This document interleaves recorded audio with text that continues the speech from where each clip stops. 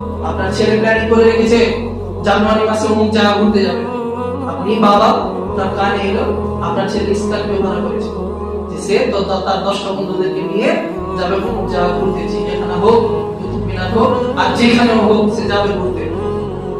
আপনি বাবা, আপনার কোনো দায়িত্ব ছিল না? কানের নিচে দুধ থাপ্পড় দিতে পারেননি আপনি? আপনার ছেলেকে কানের নিচে দুধ থাপ্পড় দিতে পারেননি আপনি? যে ইসলাম বিরোধী কাজ করছে আপনার ছেলে। কত বছর বললাম আমি এইগুলো কাজ করা যাবে না। গত বছরই দেখছি জানুয়ারি মাসের 1 তারিখে 4-5টা স্কর্পিও দাঁড়িয়ে আছে এই চাঁদপুরে, আর বেলুন বেলুন দিয়ে সাজানো আছে, আর গান বাজছে, আর সবাই যাচ্ছে ঘুরতে। এটা মুসলমানের ছেলে, এরা মুসলমান, নিজেকে মুসলমান বলে দাবি করে এরা।